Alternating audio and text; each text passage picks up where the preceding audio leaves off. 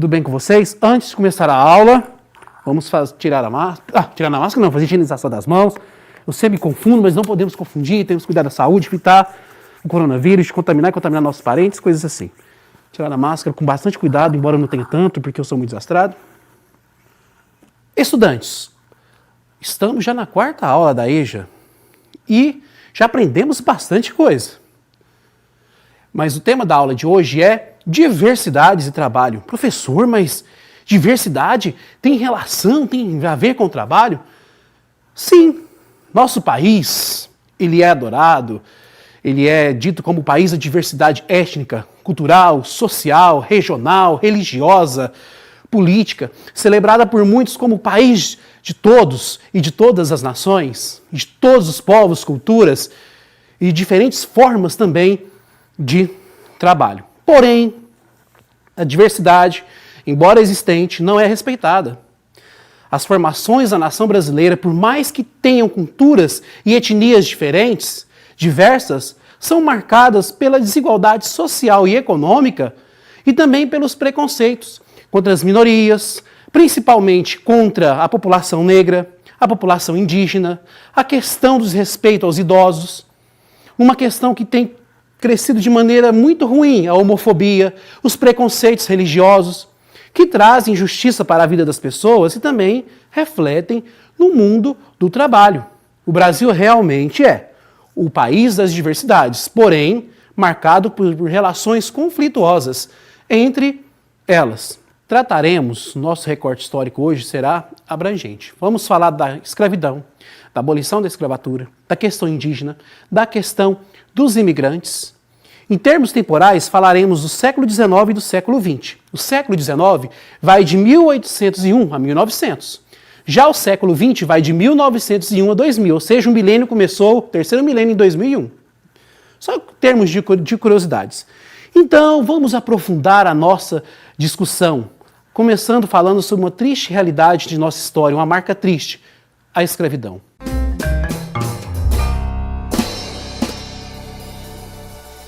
O tráfico de escravos era lucrativo para os traficantes e também para quem comprava os negros trazidos de diversas localidades do continente africano.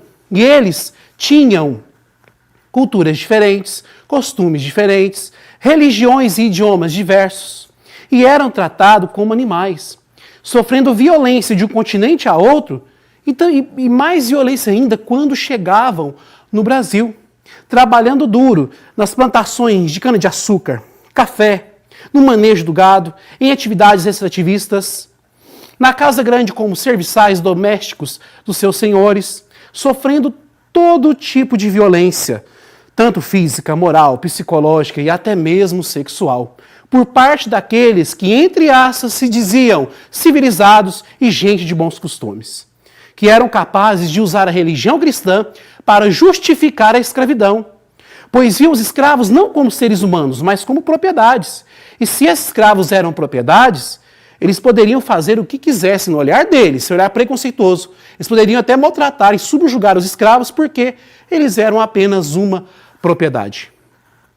Mas essa violência não foi encarada de forma pacífica. Houve resistência. A primeira resistência no aspecto cultural.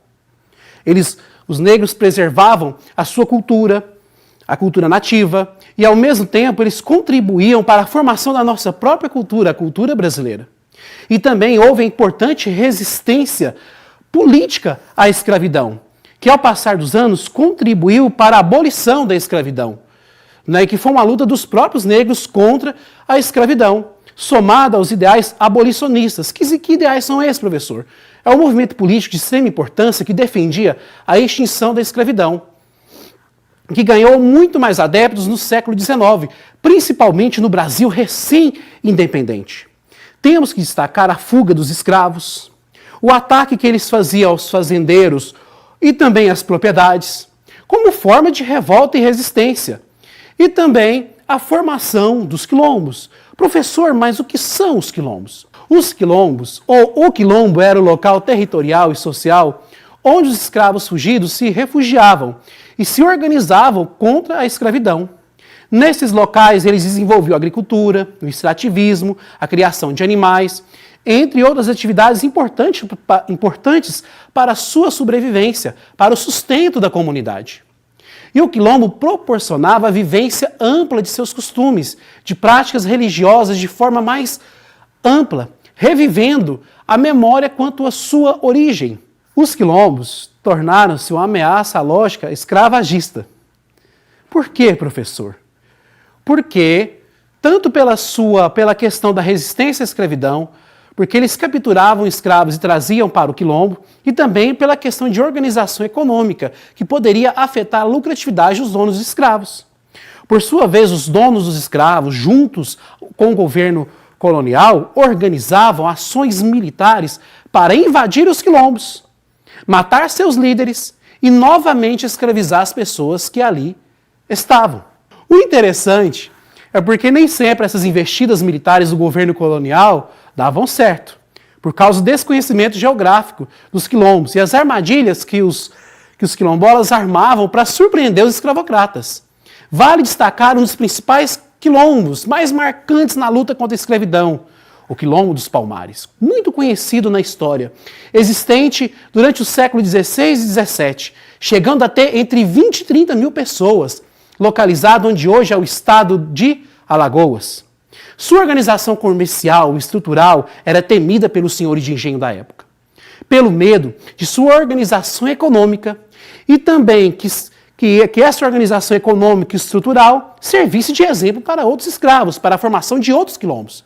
Houve dezenas de incursões militares sem sucesso contra o quilombo, pois ele se beneficiava de quê? Do conhecimento geográfico mais preciso da região. Também tinham boas estratégias e organizações táticas para frustrar os ataques dos fazendeiros, destacando aí um dos principais líderes do Quilombo dos Palmares, o Zumbi dos Palmares, um dos importantes líderes de luta social da nossa história. Ele antes era o chamado Francisco, nome católico, quando era escravo do padre Antônio Melo, mas ele fugiu e se refugiou em Palmares e tornou-se um grande líder estrategista militar, se assim podemos dizer, comparando com a linguagem de hoje, para o Quilombo dos Palmares, organizando ataques contra os engenhos, libertando escravos, capturando armas e munições e mantimentos para novas resistências e ataques para a libertação de mais escravos, tornando-se um dos maiores símbolos de luta contra a escravidão na história do Brasil. O Zumbi ele foi perseguido e encurralado pelas autoridades coloniais. Depois de tantas incursões contra ele e contra a comunidade dos Palmares, ele foi morto em 20 de novembro de 1665. E esse dia é tratado hoje como o Dia da Consciência Negra, como símbolo da luta contra a escravidão. E o Quilombo dos Palmares, após a morte do Zumbi dos Palmares, ele foi se desintegrando. As pessoas, algumas foram escravizadas e outras formaram quilombos em determinados locais. E a gente tem que estudar muito a fundo a questão do Zumbi dos Palmares, do Quilombo dos Palmares. Que isso é apenas uma parte introdutória das resistências contra a escravidão, de como os quilombos contribuíram para a luta em favor da abolição da escravatura. Diversos quilombos existiram no Brasil colonial e também no Brasil independente. E ainda hoje as diversas comunidades quilombolas preservam a cultura, ou as culturas, que são várias culturas, de seus antepassados. E tem sua territorialidade, que nome difícil de falar, amparada por lei, como forma jurídica de proteger as comunidades quilombolas dos ataques por parte de gente que ainda tem a mente colonial e colonizadora, baseada na exploração e com preconceitos raciais. Diante disso, vamos ler o artigo 68 do ato das disposições constitucionais transitórias presentes na nossa Constituição, que trata sobre as terras das comunidades quilombolas. Vamos lá. Ato das disposições constitucionais transitórias. Artigo 68. Aos remanescentes das comunidades dos quilombos que estejam ocupando suas terras é reconhecida a propriedade definitiva, devendo o Estado emitir-lhes os títulos respectivos. Gente, a lei existe para ser cumprida. E a lei existe baseada também na luta social das próprias comunidades quilombolas. Eu só trouxe uma das leis referentes a essas comunidades. E que através da lei elas têm como exigir a proteção do Estado diante dos ataques de pessoas que tentam roubar as suas terras. É importante conhecermos mais sobre a nossa Constituição, sobre as nossas leis e sobre os direitos das várias comunidades e etnias que formam o Brasil. Agora indo um pouquinho além do Brasil colonial para o Brasil independente, tratando da questão da abolição da escravatura. A assinatura da Lei Áurea pela Princesa Isabel em 13 de maio de 1888 foi um marco importantíssimo de nossa história. Como disse antes, houve luta dos negros brasileiros, resistência à escravidão e também as pressões dos movimentos abolicionistas sobre o Império no século XIX. Por quê, professor? Porque eles viam a escravidão como um atraso ao desenvolvimento socioeconômico do Brasil e também algo verdadeiramente desumano, praticado por homens sem alma que diziam escravizar seres sem alma. Diante de tal contexto histórico, Dom Pedro I e Dom Pedro II, que foram os primeiros chefes de estados do Brasil, como imperadores, porque o Brasil adotou como forma de governo o império, ambos os imperadores do Brasil, Dom Pedro I e Dom Pedro II, eles sofriam pressão para que ocorresse a abolição da escravatura. Mas eles defendiam uma abolição lenta e gradual. Por quê, professor? Porque eles sofriam pressões da nossa elite econômica, naquele momento. Porque ela era totalmente resistente ao fim da escravidão. Porque eles temiam, tinham medo que a escravidão afetasse a sua lucratividade. E também eles usavam de todo o seu poderio político para barrar o máximo possível a abolição total, geral, final da escravidão no Brasil. E ainda exigir que o governo, caso houvesse o fim da escravidão, pagasse uma indenização para os fazendeiros. Eu vou ler um slide importante sobre isso, que para o governo, para tentar amenizar essa questão, para tentar diminuir a pressão dos abolicionistas, ele ficou no meio termo, então ele criou leis abolicionistas, não a abolição total da escravatura. Então quero comentar sobre duas leis criadas no Império neste momento, antes da Lei Áurea. Então vamos comentar alguns aspectos dessas leis. Lei do Ventre Livre, aprovada em 28 de setembro de 1871. Os filhos das escravas nascidos a partir dessa data não seriam mais escravos, mas eles teriam um serviço obrigatório para os patrões de suas mães até os 21 anos de idade. Mas com seu serviço eles poderiam comprar também a carta de alforria. Ou seja, a escravidão continuou sob um aspecto aparente de liberdade. A lei dos sexagenários, por sua vez, aprovada em 28 de setembro de 1885, declarava livres os escravos que atingissem a idade de 60 anos. Gente, mas essa lei aqui ela foi muito contestada. Não somente os escravos, por causa do trabalho duro, dos maltratos nas fazendas, nas cidades, tinham a dificuldade de chegar aos 60 anos de idade. A média de vida dos brasileiros naquela época, até mesmo da elite, era baixa, não chegava tanto a 60 anos de idade. Então era raro que uma pessoa escravizada alcançasse tal idade. E se ele alcançasse, quando ele fosse liberto, para onde ele ia? O escravo, gente, era um trabalhador que trabalhava de graça, ele não tinha aposentadoria, não tinha como juntar recursos para sobreviver. Então foram leis que não foram tão efetivas para se combater a escravidão. Diante disso, a abolição da escravidão em 1888 foi algo histórico e digno de todos os nossos aplausos e comemoração. Foi importante para a nossa sociedade. Mas só que a escravidão não acabou apenas por assinar um papel que liberava a população negra da escravidão. Demorou muitos anos para ela ocorrer de forma efetiva. E ainda tem um triste porém, o racismo, o preconceito contra as culturas e religiões afro-brasileiras, que ainda até nos dias de hoje permanece em nossa sociedade. Os negros brasileiros não foram inseridos na cidadania brasileira. Muitas lutas tiveram que travar pelos direitos civis, políticos, econômicos e sociais. A migração dos recém-libertos para a cidade ocorre em um contexto de mudanças políticas e estruturais importantes, como o fim do Império e o início da República. Com os projetos republicanos de industrialização e modernização do Brasil. Para vocês não ficarem perdidos, a República tinha como chefe de Estado a pessoa do presidente da República. A divisão dos poderes não mais contava com o poder moderador do Império, que dava poderes ilimitados ao imperador. Então, na República, temos apenas os poderes legislativo, executivo e judiciário. E uma nova Constituição, Constituição esta que indicava eleições para o Senado e para a Câmara dos Deputados e também eleições para presidente. Nossa, professor, foi uma democracia, o povo passou a votar? Não, porque as eleições eram bem limitadas na sociedade brasileira. Apenas homens alfabetizados e maiores de 21 anos poderiam votar, ou seja, uma minoria da elite branca do Brasil. Né? E essa elite criticava o Império, porque via no Império o atraso para o desenvolvimento industrial e a modernização do Brasil. E grande parte dos abolicionistas que lutaram contra a escravidão apoiaram a República. Porém, a população negra recém-liberta, tanto no fim do Império e no Brasil República, não tiveram assistência do governo. Perdiam espaços de trabalho para os imigrantes europeus, tanto pela questão racial e também pela questão produtiva, por causa dos europeus estarem mais adaptados ao trabalho das fábricas. Ou seja, não havia políticas públicas para inserir o negro no mercado de trabalho.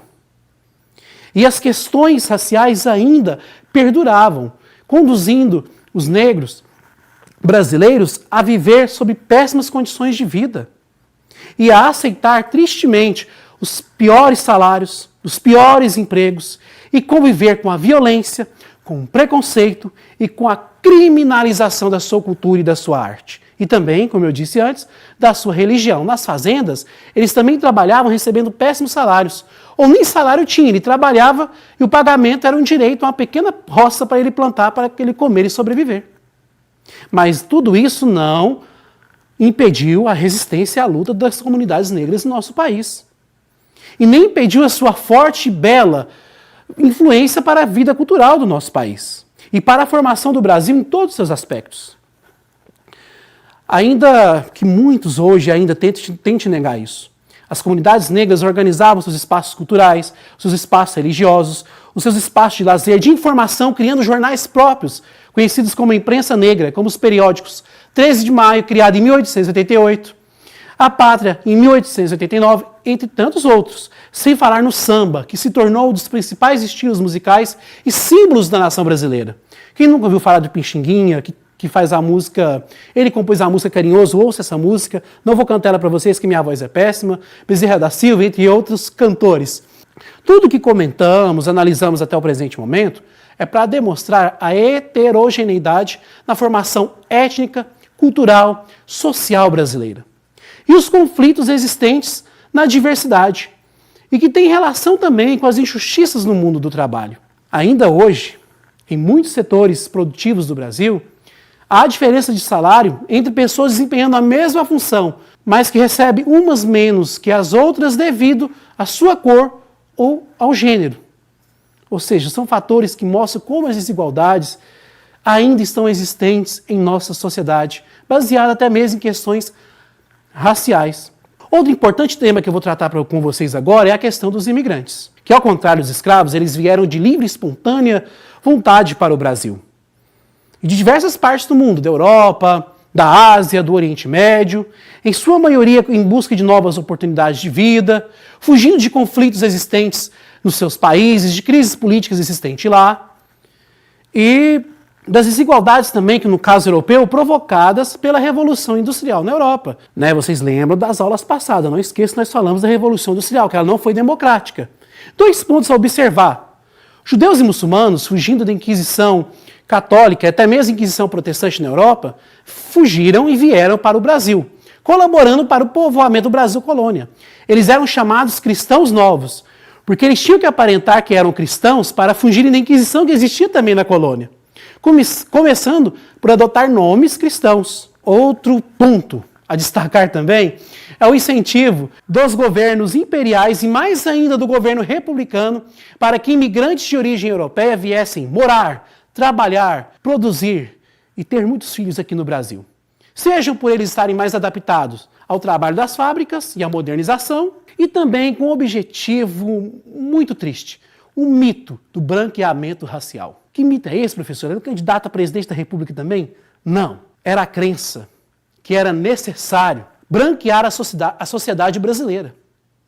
Que o negro e a sua cultura era uma coisa ruim que deveria ser exterminada. Era o pensamento das elites da época. O branqueamento, segundo eles, tinha, entre aspas, argumentos científicos, porque a ciência naquele momento tinha tendências racistas. Sobre essa questão da ciência justificando teorias racistas, eu indico para vocês o filme Django Livre, do Tarantino. Outra vez, professor, indicando filmes? Sim. Eu vou até dar um spoiler para vocês. Tem uma cena em que o personagem do Leonardo DiCaprio, ele utiliza dessas teorias raciais para justificar, achando que o negro ele não é tão evoluído quanto o branco. Mas é tão legal o filme que os personagens ali questionam e provam que ele está totalmente equivocado. Esse filme representa muito o pensamento não só americano, mas brasileiro da época, que representa a intenção do branqueamento racial. Por isso o incentivo para que os imigrantes europeus viessem também para o Brasil. E voltando à questão, gente, dos negros recém-libertos, eles não tiveram do governo terras para plantar, e nem mesmo moradias dignas. Agora vamos de novo, novamente para os imigrantes, que é necessário trazer alguns comentários importantes. Eles também conviviam com as desigualdades sociais no Brasil e receberam promessas de ajuda do governo, seja nos empregos nas fábricas ou nas fazendas, mas quando chegavam aqui, conviviam com uma dura realidade. E a maioria das promessas do governo não eram cumpridas. Sobre isso, vejam ou procurem saber da novela Terra Nostra, que trata sobre essa questão dos imigrantes. Né?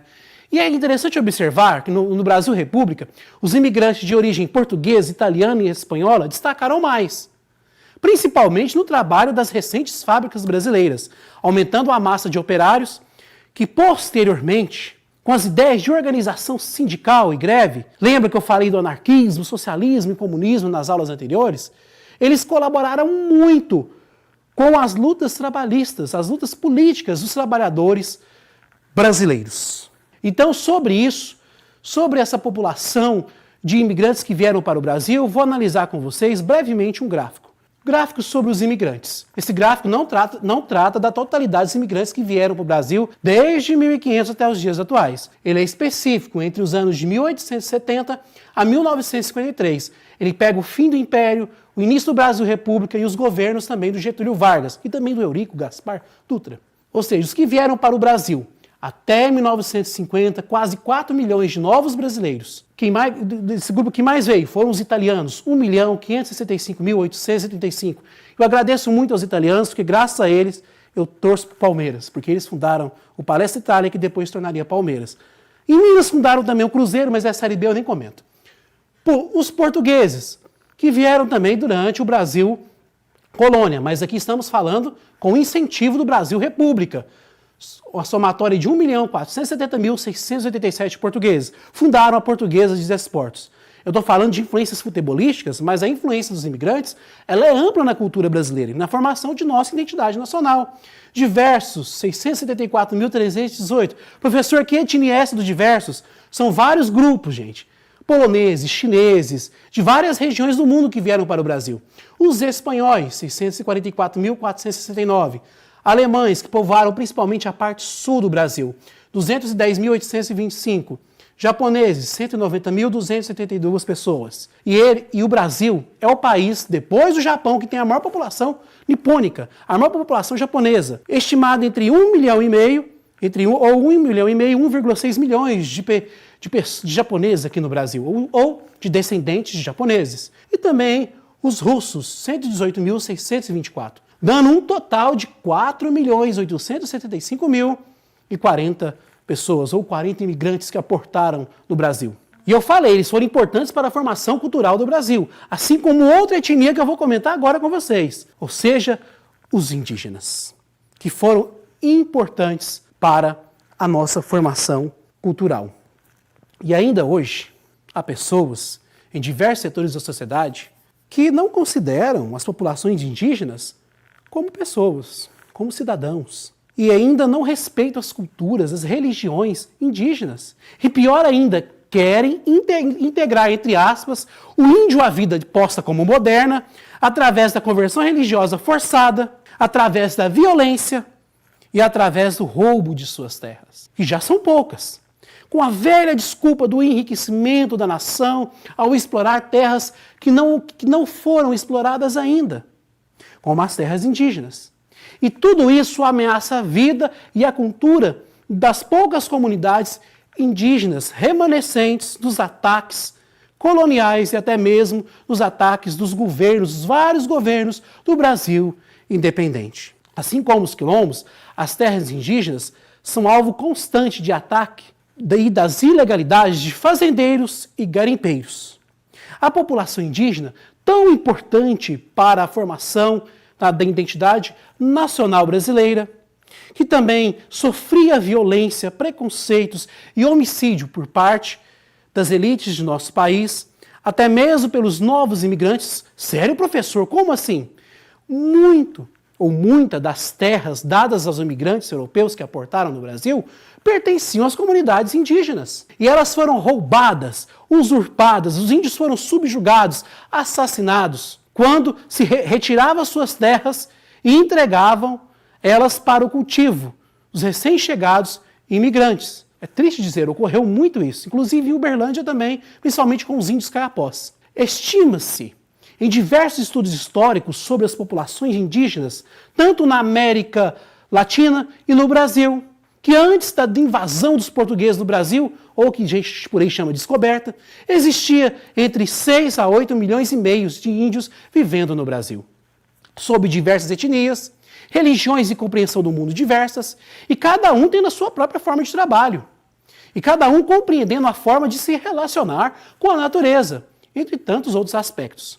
Sobre os dados mais recentes das populações indígenas no Brasil, vamos ao próximo slide. Eu trouxe um gráfico para vocês que ele foi feito pelo IBGE, Instituto Brasileiro de Geografia e Estatística. O último censo demográfico do Brasil foi feito em 2010, que traz estatísticas sobre a população brasileira, inclusive sobre a população brasileira que é indígena. Então, lembra, eu falei há pouco tempo, que quando os portugueses invadiram ou descobriram o Brasil, tínhamos entre 6 a 8 milhões e meio de indígenas vivendo sobre o Brasil, vivendo no nosso território. Na verdade, o território deles. Mas hoje vamos ver. O número total dos índios vivendo no Brasil é de 896.917. Em terras indígenas, 57,7%, o número de 517.383.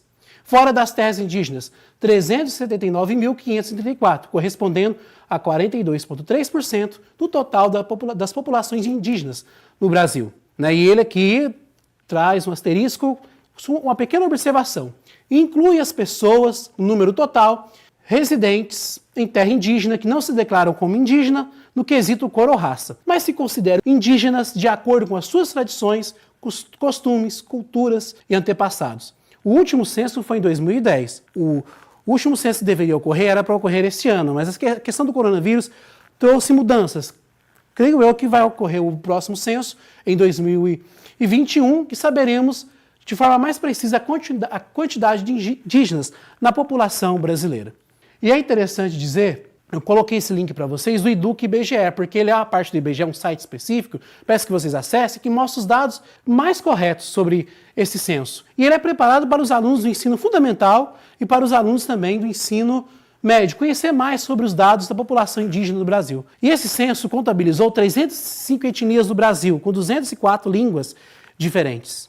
Então, gente, acesse esse link e vocês vão saber mais sobre essa questão.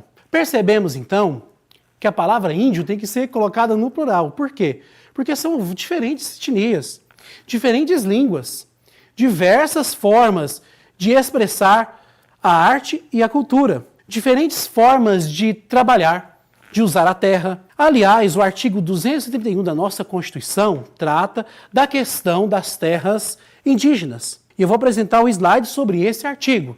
Vou ler com vocês rapidamente, peço que vocês depois procurem sobre essa questão. Título 8 da Ordem Social, capítulo 8 dos Índios. Artigo 231. São reconhecidos aos índios sua organização social, costumes, línguas, crenças e tradições, e os direitos originários sobre as terras que tradicionalmente ocupam, competindo à União demarcá-las, proteger e fazer respeitar todos os seus bens. São terras tradicionalmente ocupadas pelos índios, no parágrafo 1, as por eles habitadas em caráter permanente, as utilizadas para as suas atividades produtivas, as imprescindíveis à preservação dos recursos ambientais necessários a seu bem-estar e as necessárias à sua produção física e cultural, segundo seus usos, costumes e tradições. Parágrafo 2. As terras tradicionalmente ocupadas pelos índios destinam-se à sua posse permanente, cabendo-lhes o usufruto exclusivo das riquezas do solo, dos rios e dos lagos nelas existentes. Porém,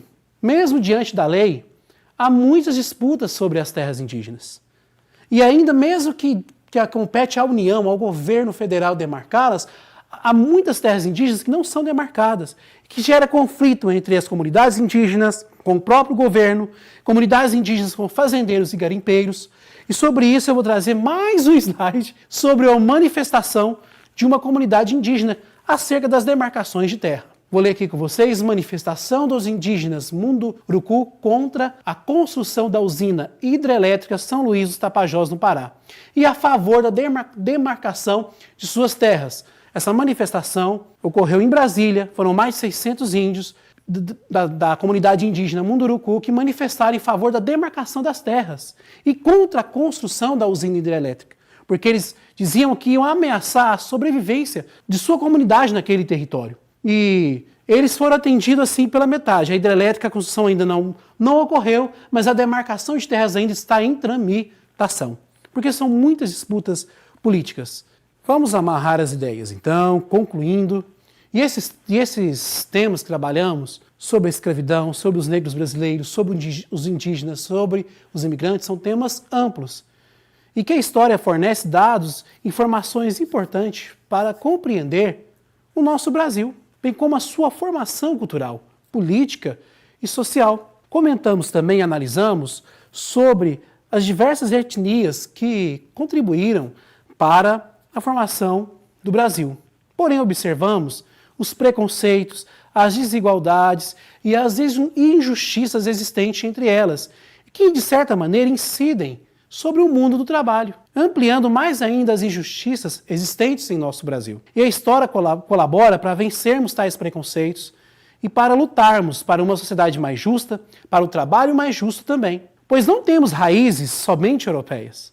Nossa formação também tem raízes culturais indígenas e africanas. A diversidade exige respeito ao que é diferente, ao que pensa diferente, tendo sobre o outro, compreendendo, na verdade, o outro como cidadão digno de ser respeitado, independente de sua ideologia, de sua crença, de sua opção sexual. E para nós vencermos juntos as injustiças existentes em nossa sociedade, para vivermos em harmonia com o nosso próximo.